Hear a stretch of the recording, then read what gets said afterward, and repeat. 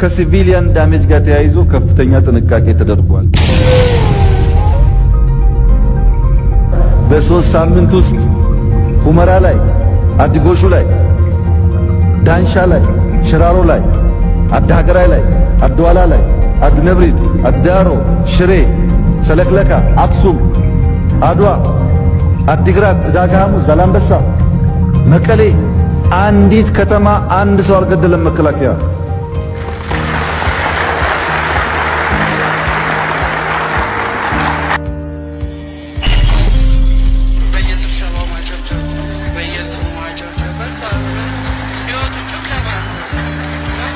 يتمسلنا تداروينا كأخلهنا رقف لنا وديعنا አንዲት ከተማ አንድ ሰው አልገደለም መከላከያ።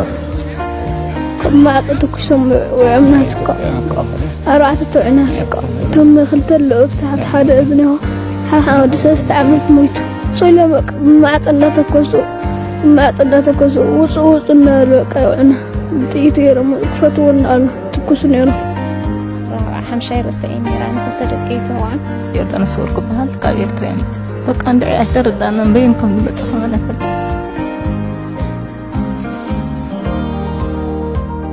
كل أسمر أيمتي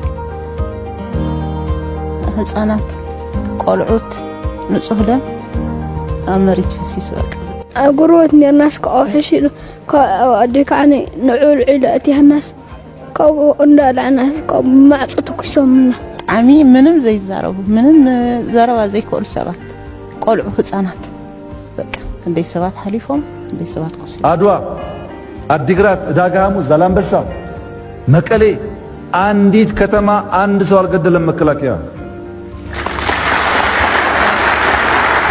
وسع شديش الإسلام فرمال بأطري شديش الإسلام كنا جزء سيرو معصم جذنا خاطروا أي النوع نتمعطوا ببومبي الله بتيجي الأموديان ساعدهم كبل بمعصاش اللي هو مالتي وقعني أوزن ورسه دمه شدشان يرمساي ندقوا في قتلوه وسع شديش الإسلام فرمال بأطري شديش الإسلام كنا جزء سيرو معصم زيرو مقدم وبين الدين كذينا አንዲት ከተማ አንድ ሰው አልገደለም መከላከያ።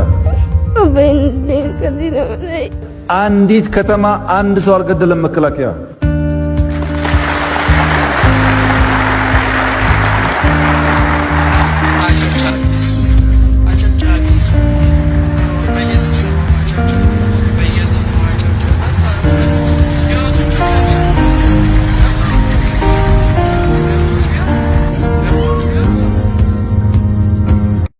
ግን አንድ ችግር አለ።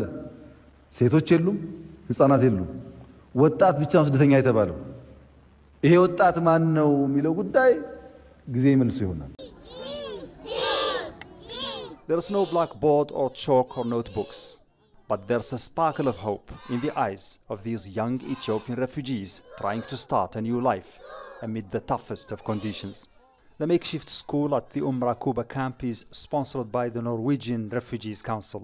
One of the things we're trying to do is to help give them a sense of normalcy, a bit of sense of stability by setting up some temporary learning places so they can have some classes every day, something to do but also something to learn from in this really chaotic period of their life. So far we've set up 10 classes.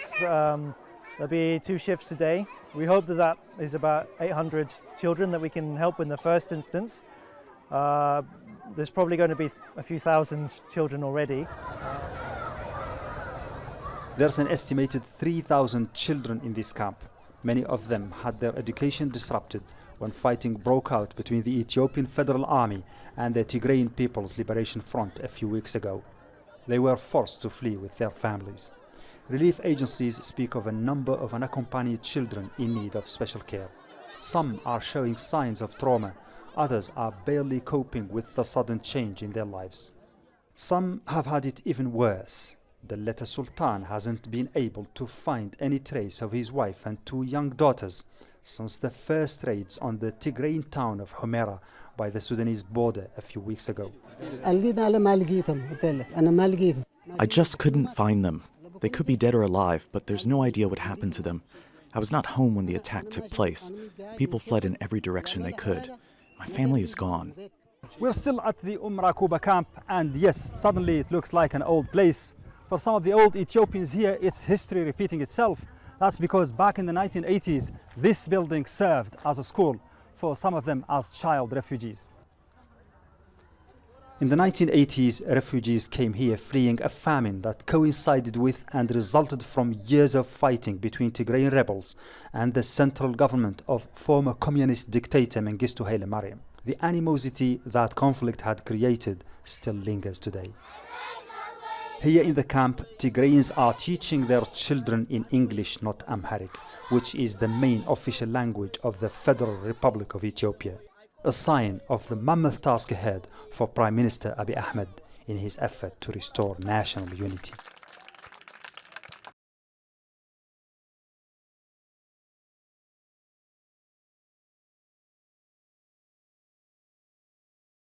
A civil war in Ethiopia has been fought in the shadows. The government's cut the phone lines and the internet switched off. But the blackout doesn't hold in neighboring Sudan. And here, in the borderlands, a vicious conflict is revealed. There are no facilities in Hamdayet. There's nowhere to sleep, and there's not much to eat. But tens of thousands of Ethiopians have risked their lives to come here. They are Tigrayans from the state of Tigray, fleeing war and ethnic hatred. Was it a difficult journey to come here? It was so difficult because we are hungry. We don't have any water, any food. We don't have any transportation. Abidom and his wife Rachel walked for 10 days to get here. There is sunlight. It's hot. Yeah, it's hot. There was so difficult. I don't know. They have suffered and experienced great trauma. The refugees driven from their homes by bombing and shelling, often separated from family members in the chaos. Gabrielese Fassah told me his son was shot by soldiers as they made their escape. What's his name? Fan. Fan. How old? Sami.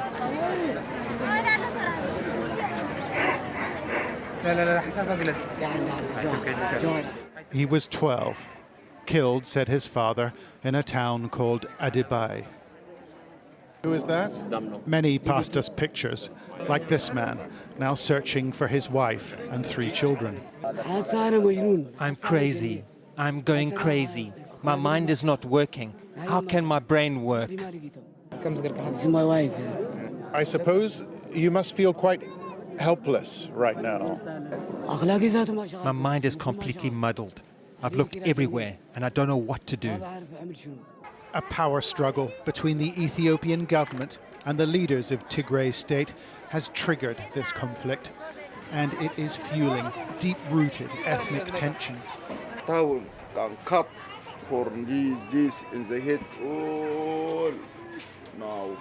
At the local clinic, we met a Tigrayan who said his neighbors tried to kill him by revealing his identity to fighters from another ethnic group.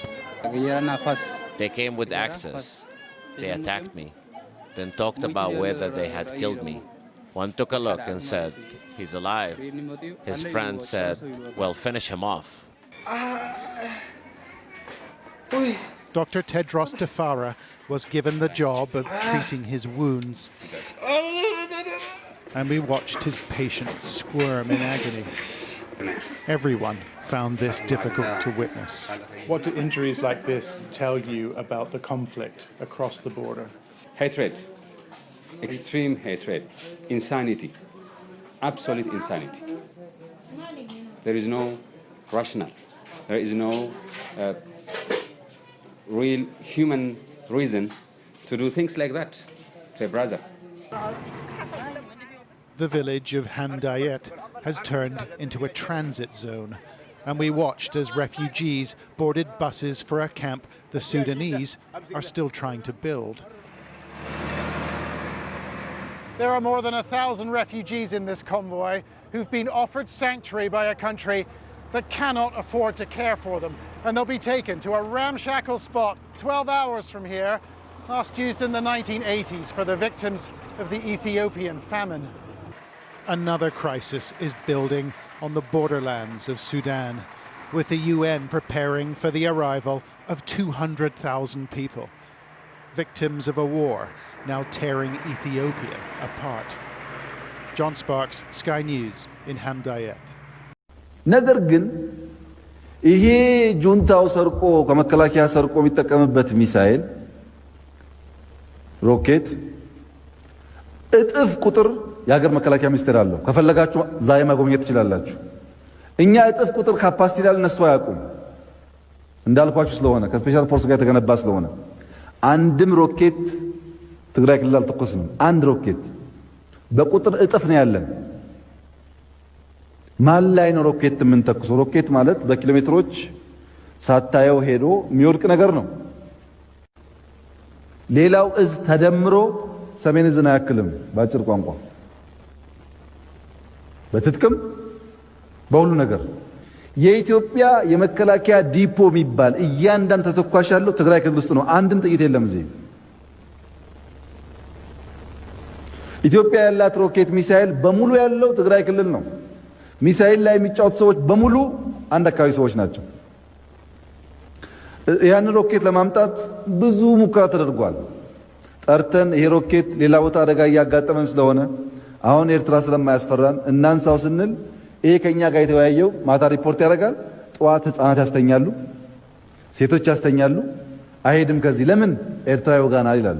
The situation is quite bad, quite disastrous, but not in the whole of Ethiopia. It's really in the north of Ethiopia, in the Tigray region, where we have had, since the beginning of November, strikes, clashes, and conflict between the government and the regional forces. And so as a result, people are really badly affected. They are affected because there's no electricity, there's a communications blackout, there's no mobile connections, no banking services, and actually very little to eat because there's nothing in the markets anymore. It's in the middle of a pandemic, the COVID pandemic, and added to this, we have the desert locusts, which have eaten a lot of the food crops that have been grown by the local people. So it's quite a difficult situation for the everyday person.